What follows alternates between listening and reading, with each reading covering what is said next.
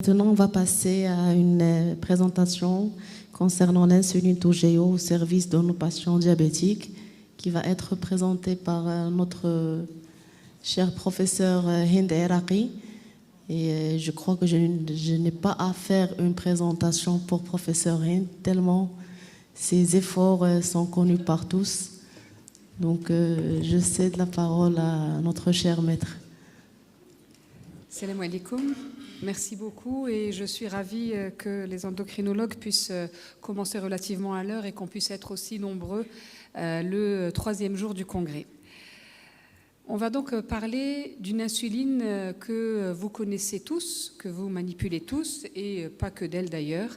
On va parler de l'insuline glargine U300 et voir, puisqu'il y a eu plusieurs interventions ces dernières années sur les études, mais aussi des cas cliniques, eh bien, de voir finalement est-ce qu'il n'y a pas des profils patients particuliers que nous pouvons identifier et qui pourraient bénéficier de ces insulines basales de seconde génération. Juste avant de démarrer, c'est important de rappeler que, et on est un parterre d'endocrinologues, c'est important de rappeler quand même que l'insuline basale est nécessaire et que souvent nous avons un retard, alors je ne vais pas dire dans notre communauté, mais peut-être un retard d'initiation à l'insulinothérapie et l'insuline basale doit être prescrite précocement puisque même lorsque l'hémoglobine glyquée est supérieure à 8, 9, 10%, il y a toujours une part d'insuline basale qui est déficitaire et que nous devons substituer. Dans le déclin de la cellule bêta, vous le savez, eh bien, tous les diabétiques de type 2, s'ils devaient vivre, à mon sens, jusqu'à 100 ou 110 ans, seraient sous insuline, tous. Ce n'est pas un traitement qu'il faut balkaniser ou chez nos patients, malheureusement, pour certains qui ont peur des injections et des hypoglycémies, eh bien, il faut qu'on arrive à mettre dans la tête de nos patients que l'insuline reste finalement l'un des meilleurs traitements du diabète et il ne faut pas en avoir peur. Maintenant, dans le temps, eh bien, on a une insuline basale qu'on espère idéale. On veut qu'elle baisse l'hémoglobine glyquée, on veut qu'elle couvre le nictémère avec le moins de variabilité possible chez le plus de personnes possible, en évitant les hypos, qu'elle n'entraîne pas ou pas, quasiment pas de prise de poids, et puis qu'on ait une sécurité en général et notamment cardiovasculaire. Et finalement, dans l'évolution des insulines basales, eh bien, elle approche ces insulines idéales, ces critères d'insuline idéale dont on vient parler, depuis la NPH jusqu'à l'insuline glargine U100, la détémir, puis la dégludec et enfin la glargine U300. Eh bien, on est passé d'insuline NPH, on a encore l'insuline intermédiaire. J'aimerais bien que dans les centres de santé, puisqu'on les délivre encore maintenant, on ne les appelle plus semi-lentes, ou chez nous les sous-milantes. Il faut insister sur les insulines intermédiaires disponibles encore aujourd'hui gratuitement au niveau des centres de santé qui nous aident, mais qui ont beaucoup de problématiques puisqu'elles vont avoir une durée d'action qui est courte, mais également un risque d'hypoglycémie, notamment après quelques heures à cause de leur pic qui est important. Et on espère que les patients puissent passer, comme beaucoup de nos patients sont passés, à la glargine U100 et à la détémir, qui ont eu une absorption et une variabilité moins importante, une durée plus longue, et qui quand même ont donné encore, bien entendu, des hypoglycémies et qui avaient un problème de cette durée d'action des 24 heures. Elles ne couvraient pas le nictémère. Les insulines basales de seconde génération qui sont venues, et on a eu la chance pour la plupart d'entre nous de vivre l'intermédiaire, les basales de première et puis de seconde génération, ont permis d'avoir des profils avec moins de variabilité et puis les 24 heures qui sont intéressantes. Donc dans ce tableau, vous avez un résumé de nos insulines basales qui sont disponibles avec notamment l'insuline glargine U100 et l'insuline dégludec qui vont avoir un profil plat et c'est finalement ce qu'on cherche le plus et une demi-vie qui est suffisamment longue pour qu'on ait une couverture des 24 heures. Quand on regarde le profil pharmacocinétique, pharmacodynamique, donc le PKPD, eh bien, on se rend compte que lorsqu'on va comparer à l'insuline glargine U100, quand on va avoir cette insuline glargine U300, la Toujeo, eh bien, on va avoir un profil clairement plus plat sur les 24 premières heures et qui nous permettra chez nos patients d'avoir une couverture plus optimale. On a déjà parlé de la galénique plusieurs fois. Je ne vais pas revenir sur cette formulation en 300 unités par ml qui, grâce à cette surface de contact réduite, qui est réduite de 50%, a permis d'avoir un dépôt sous-cutané plus réduit, une surface d'échange qui va être plus faible et donc une absorption plus lente, ce qui fait que la U300 va permettre de couvrir le nictémère grâce à sa longue durée d'action. Elle réduit le risque d'hypoglycémie parce qu'elle a un profil beaucoup plus plat. L'autre avantage, c'est qu'on n'a plus ces surprises de patients qui sont sous insuline, glargine U100 et a fortiori ceux qui sont sous insuline intermédiaire NPH, qui vous disent, et on en a beaucoup chez nous au Maroc mais aussi en Afrique, où ils ont des vies tout à fait standardisées, ils mangent à la même heure, ils font la même activité, ils mangent à peu près la même chose, et qui vous disent, docteur, le matin, un jour j'ai une hypo, un jour je suis à 1,20 g, un jour je suis à 1,80 g. Pourquoi ? Eh bien, c'est important d'avoir cette reproductibilité qui soit meilleure et qui nous entraîne moins de variabilité. Les insulines, au fur et à mesure du temps, ont permis cela. Enfin, l'autre avantage, et non des moindres, c'est cette flexibilité de l'horaire d'administration où, avant, on était obligé de leur choisir une heure, plus ou moins une demi-heure, on va dire, un moment très précis où ils devaient injecter leur insuline, et que là, on a plus de flexibilité et les patients peuvent avoir 3 heures pour la glargine U300 et même 8 heures pour l'insuline Degludec sans risquer d'avoir un chevauchement. Maintenant, si on compare les deux, eh bien, on se rend compte, et on va voir dans les études sur le diabète de type 2, que finalement, cette longue durée d'action et cette moindre reproductibilité cette meilleure reproductibilité va nous permettre d'avoir des avantages chez les patients. Et je reviens sur l'étude Bright qui a concerné des patients diabétiques de type 2 insulino-naïfs et qui a comparé, c'est une étude de non-infériorité, qui avait comparé la glargine U300 avec la Degludec U100, les deux qu'on a disponibles chez nous, en randomisé, donc head-to-head randomisé. C'était donc un essai multicentrique qui a pris deux poules de patients et les a suivis sur 24 semaines. C'était des patients qui allaient avoir soit la Degludec, soit l'insuline glargine U300 et qui avaient une hémoglobine glyquée entre 7,5 et 10,5%, qui pouvaient être traités soit par antidiabétiques oraux et ou agonistes du récepteur au GLP-1. Donc non-infériorité sur l'hémoglobine glyquée, c'était le critère principal. Et puis, on a recherché aussi s'il y avait une non-infériorité sur l'incidence des hypoglycémies. Donc, on regarde, et ça c'est quelque chose que je vais passer rapidement, je vais m'intéresser au profil patient particulier, eh bien, on se rend compte qu'il y avait une non-infériorité sur l'hémoglobine glyquée à la fin de l'étude, donc les 24 semaines. Il y avait également une incidence des hypoglycémies confirmées sur 24 heures qui était comparable. On n'avait pas de différence concernant les hypoglycémies en deçà de 0,54 g par litre, mais vous allez voir tout à l'heure qu'il y avait une petite différence pendant la période de titration, les 12 premières semaines, où il y avait un peu moins d'hypoglycémie avec la glargine U300, et on va voir les profils fragiles justement de cette étude. Ensuite, pour la prise de poids, c'était des prises de poids qui étaient quasi équivalentes entre les deux, avec une prise de 2 kg en moyenne. Quand on regarde dans cette étude l'incidence des hypoglycémies de tout venant, donc toute la journée, eh bien, on se rend compte, comme vous le voyez, qu'il n'y avait pas de significativité en dehors de la période de titration. Donc, quand on réfléchit à l'insuline basale idéale, eh bien, on se rend compte que ces insulines basales de seconde génération ont quand même rassemblé les critères dont on a parlé tout à l'heure. Elles sont beaucoup plus plates, elles ont une durée d'action qui couvre à peu près les 24 heures, il y a moins de variabilité, donc moins de surprises finalement chez les patients, moins d'hypoglycémie.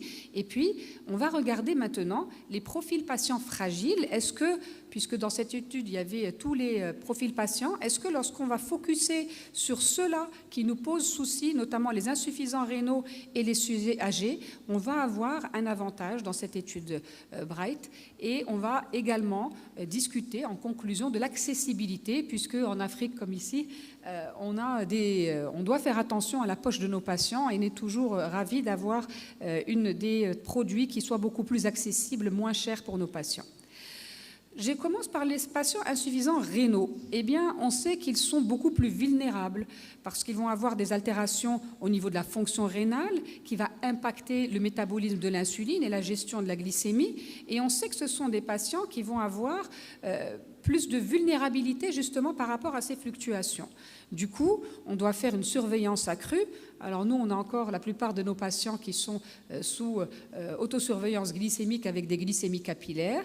Ils font un peu plus d'hypoglycémie dans les études et il y a plus de variabilité avec le risque que si le patient n'est pas contrôlé, qu'on ait une évolution, une progression des complications rénales et cardiovasculaires.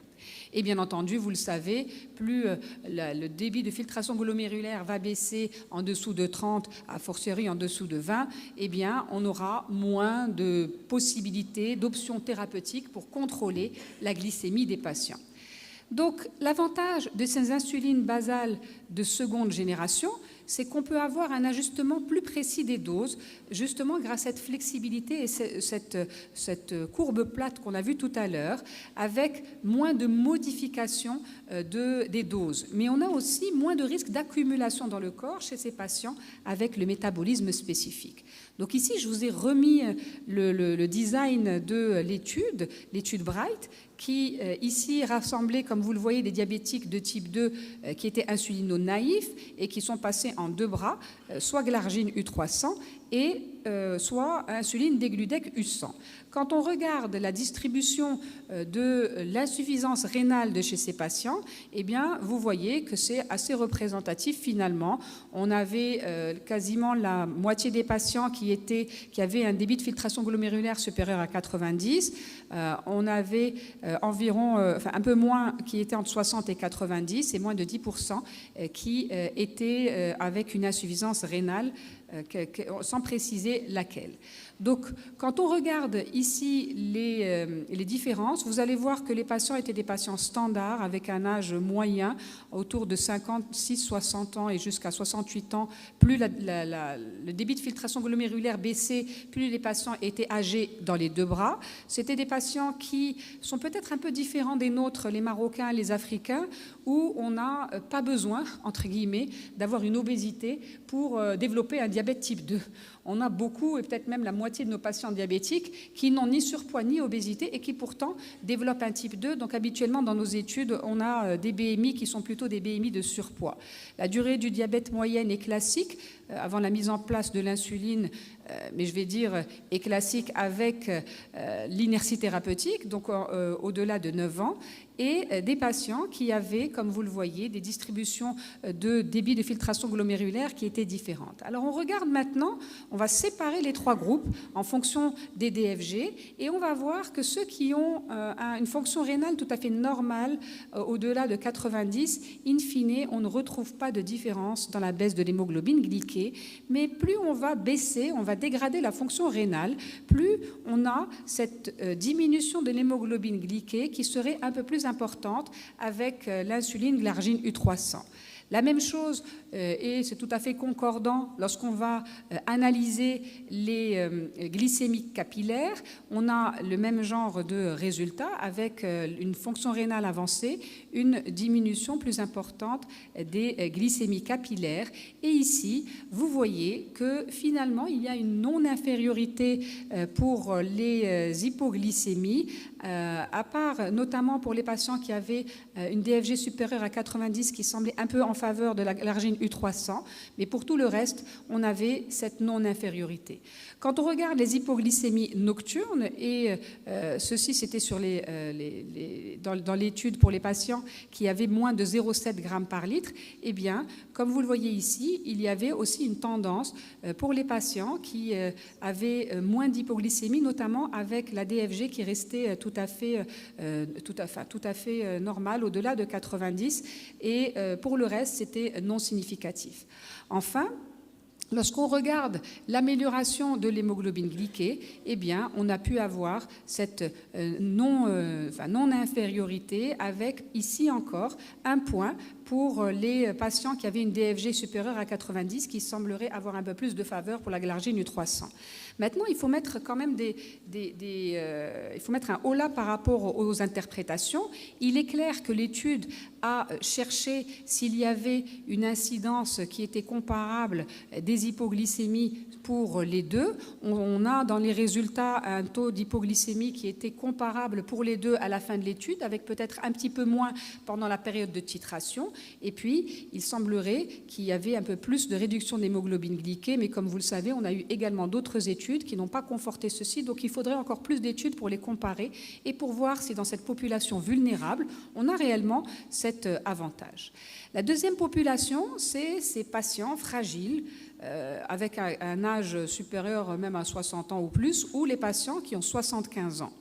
Où, vous le savez, la perte de poids n'est plus un objectif. Il faut faire attention à ne pas faire baisser trop le poids, notamment de nos sujets âgés, avec un risque de sarcopénie et de chute, etc., et de complications. Et puis, l'un des événements les plus risqués reste les hypoglycémies.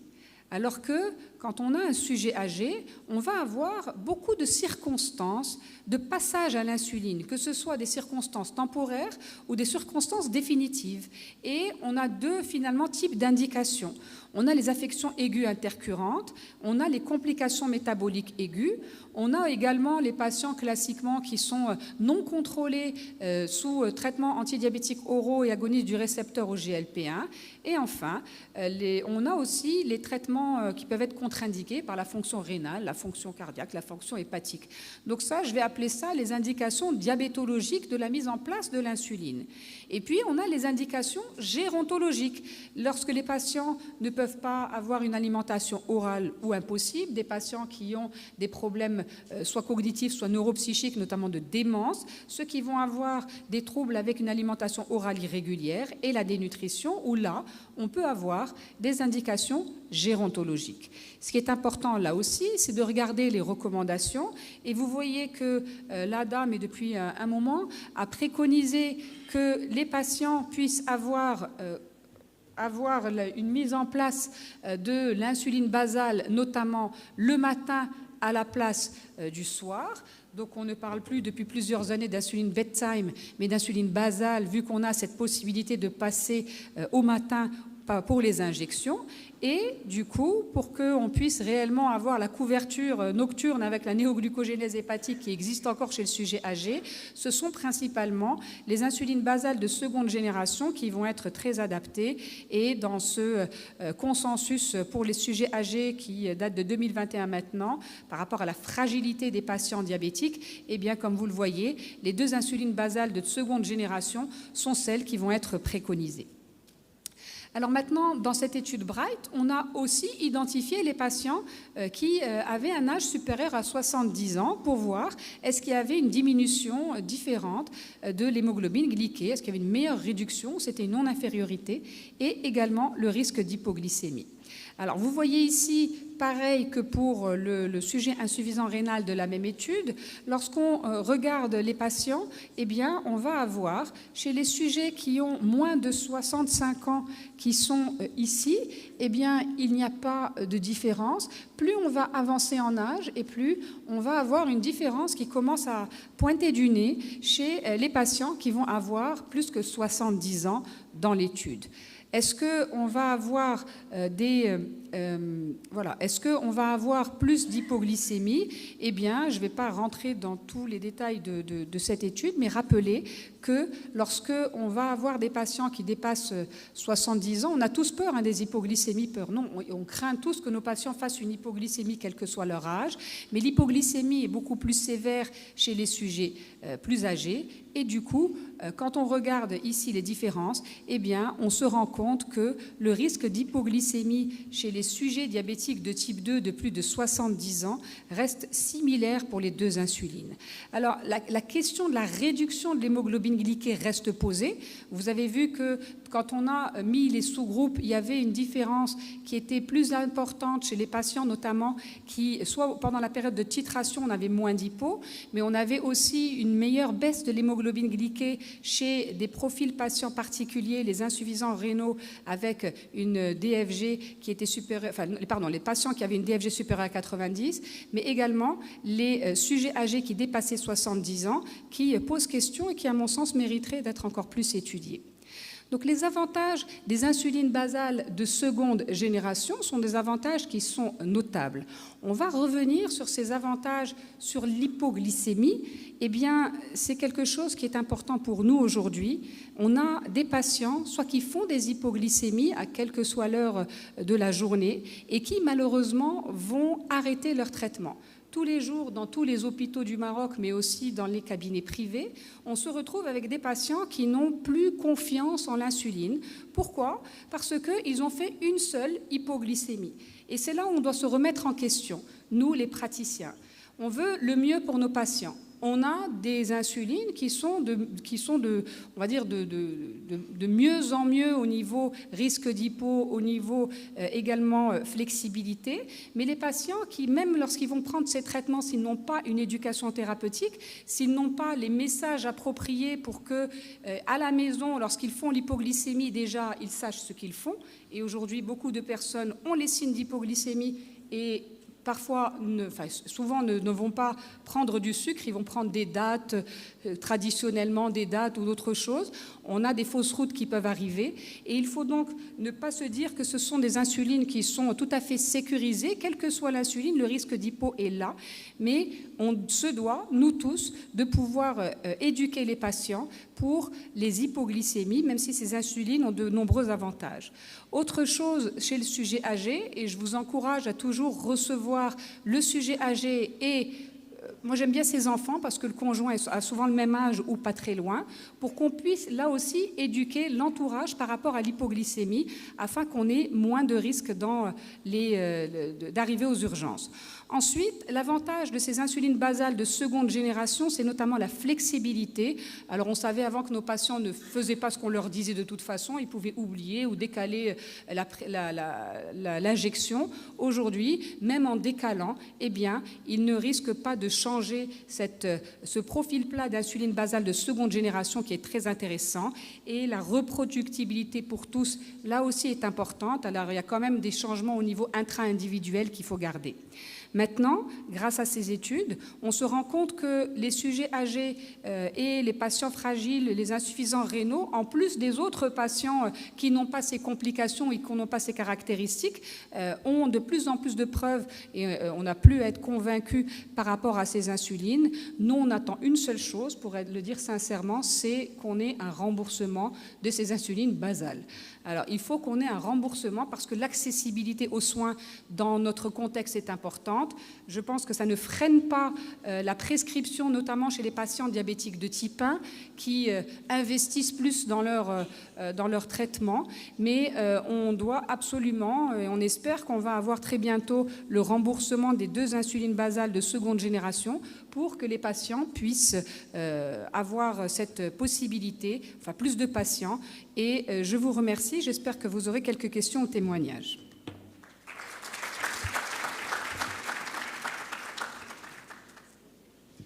Alors, merci beaucoup, professeur Erraqi, pour votre présentation. Et je passe... Est-ce qu'il y a des questions dans la salle, professeur Belkhadil?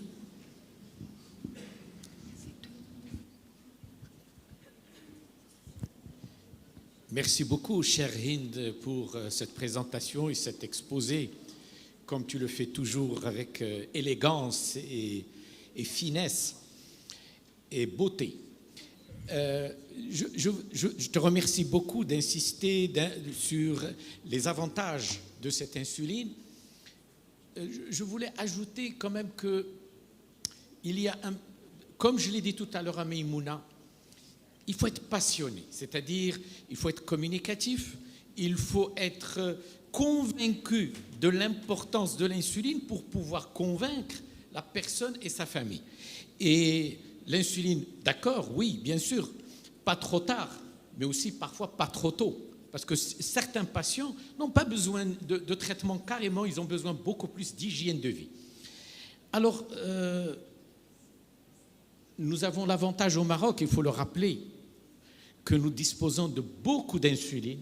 Toutes les insulines modernes sont disponibles au Maroc et que la grande majorité sont remboursées, ce qui est énorme pour notre pays et nous laisse un choix auprès du patient et de nos diabétiques. Alors, ma question concernant les sujets fragiles, qu'en est-il de l'insuffisance hépatique? Et qu'en est-il de la grossesse?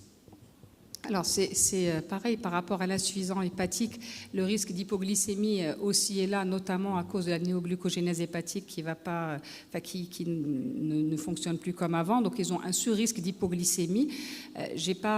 Dans cette étude en particulier, on n'a pas regardé les profils patients, mais là aussi par rapport aux insuffisants hépatiques, lorsqu'on va avoir un profil beaucoup plus plat, lorsqu'on va avoir des patients qui vont avoir moins de variabilité glycémique, eh bien, j'ai vu une étude qui avait étudié ça sur petit nombre de patients. Il y avait une amélioration, pas sur l'hémoglobine glyquée, mais sur le risque d'hypoglycémie. En règle générale, je dois dire que mon point de vue, c'est que les diabétiques de type 1 chez nous, vu qu'ils ne peuvent pas accéder à la pompe à insuline, devraient au moins accéder aux insulines basales de seconde génération. C'est Adraf Iman, pour moi, c'est vraiment important et on essaye de convaincre, je pense, nous tous, nos patients, d'avoir cette insuline. Et puis, par rapport aux patients fragiles, pareil, c'est des insulines qui ont démontré des avantages, je vais dire, chez vraiment tout le monde. Dans quelles que soient les études, dans le programme édition, ils ont pris toutes les caractéristiques des patients. Le souci, c'est que si on doit choisir, on peut ne pas choisir et se dire tous les patients mériteraient d'avoir des insulines qui vont avoir moins d'hypoglycémie. Je suis tout à fait d'accord. On a plus de mal à convaincre le tout venant. C'est plus facile de convaincre quelqu'un qui a déjà fait une hypoglycémie ou qui est à risque comme un patient fragile ou avec des comorbidités ou une insuffisance rénale, hépatique, etc., de prendre ce traitement. Donc oui. Par rapport à la grossesse, alors l'AMM de la grossesse, il est toujours particulier. On fait des AMM sur les études. On n'a pas les études complète sur l'aglargine U300, donc alors qu'on l'a avec l'aglargine U100. Donc ça reste une éventuelle extension, mais il n'y a pas une étude spécifique qui a étudié cet AMM. Alors, pardon, il y a Dr Zerret. Et puis, d'accord. Merci professeur Erraqi pour votre excellente présentation. Ma question toujours d'ordre pratique. Chez un patient âgé de, on va dire, 70 ans avec une insuffisance rénale clairance à 30, à votre avis, à partir de quelle hémoglobine glyquée on peut démarrer une insuline basale de deuxième génération tout en baissant l'hémoglobine glyquée, mais en évitant bien sûr les hypoglycémies? Du coup, on ne va pas regarder le type d'insuline, mais on va regarder l'objectif d'hémoglobine glyquée que tu vas avoir pour ce patient âgé, 70 ans, avec une insuffisance rénale et un DFG qui va être en deçà de 30. Alors, clairement, il ne faut pas être en dessous de 7,5. Et dans les différentes recommandations, ça oscille entre 7,5 et 8% où tu peux démarrer. Après, il faut être très précautionneux. S'il a juste une insuffisance rénale à 30, avec un âge à 70 ans, mais qu'il est par ailleurs en bonne santé, eh bien, tu vas viser le 7,5. Si par contre, il y a plus de comorbidité ou de fragilité, 8, parfois même en fin de vie, on le sait, on ne regarde plus l'hémoglobine glyquée. Et tu ne vas pas te mettre à instaurer ou à demander un objectif trop strict chez un patient qui va cumuler les fragilités. Donc, entre 7,5 et 8%, ça me semble assez raisonnable selon les recommandations. Alors, une dernière question. Là, au fond. Merci, professeur Erraqi. Ma question, c'est est-ce que ces insulines de deuxième génération nous règlent le problème de couverture de 24 heures chez tous les malades? On a l'impression, pour certains malades, heureusement, qui sont peu nombreux, la couverture n'est pas là. Dans ce cas, comment y remédier? Et surtout que nos malades ne peuvent pas se permettre la pose de pompe à insuline. Alors, merci beaucoup. On a beaucoup ces patients aussi, malgré les insulines de seconde génération, et je vais dire plus que ce que tu dis là. Mais en fait, c'est des problèmes de technique d'injection. Souvent, nos patients qui achètent l'insuline, ils oublient qu'il faut changer l'aiguille tous les jours. Or, il va y avoir une cristallisation de l'insuline, surtout ces insulines basales, et du coup, tu perds finalement les avantages qu'on a cités. Donc, la première des choses que tu vérifies chez ce patient particulier, où il ne va pas y avoir une réponse, comme tu dis, sur les 24 heures, peut-être que c'est plutôt un problème de technique d'injection, que ce soit, nous, on a tout vu à l'hôpital, des gens qui s'injectent sur les habits, des gens qui s'injectent, mais c'est vrai, dans les lipodystrophies, on a vraiment vu des choses. Il faut revenir sur les techniques d'injection avec les patients. Et le grand conseil que je peux vous donner, après avoir eu plusieurs qui injectaient sur les habits, c'est de ne pas montrer sur les habits, parce qu'après, ils font la même chose. Donc, il faut absolument qu'on leur explique ceci, des changements d'aiguille. Après, il y a une variabilité interindividuelle qui est claire. Il y en a qui vont avoir un peu moins, il y en a peu. Les diabétiques de type 1 vont avoir en tout cas une meilleure couverture. Il n'est pas question de faire deux injections, si c'est la question. Une devrait suffire et on adapte ensuite. On peut faire le matin chez certains patients. Des fois, ça ne marche pas. Quand vous le faites pendant la nuit, on évite d'avoir un dîner nocturne trop tardif. Comme ça, vous pouvez ajuster à ce moment-là la dose de rapide pour que le patient ait une glycémie qui soit la plus, on va dire, la plus proche de la normale possible et éviter d'avoir des hyperglycémies par la suite. Donc, sincèrement, il y a des steps. On espère aussi arriver aux pompes, mais la première étape, c'est, comme j'ai dit, chez ces diabétiques de type 1, d'essayer les insulines de seconde génération et même de prescrire les insulines de seconde génération s'ils peuvent se le permettre. Mais pareil, on insiste beaucoup sur cette histoire d'aiguille qui doit être changée. Et sincèrement, quand tu poseras la question à tes patients, tu verras que plus de 2 sur 3 ne changent pas l'aiguille. Ils le font tous les 3 jours, tous les 4 jours. Et c'est ça qui va empêcher la qualité de la diffusion et de l'absorption. Très bien, merci professeur Erraqi, merci pour la présence.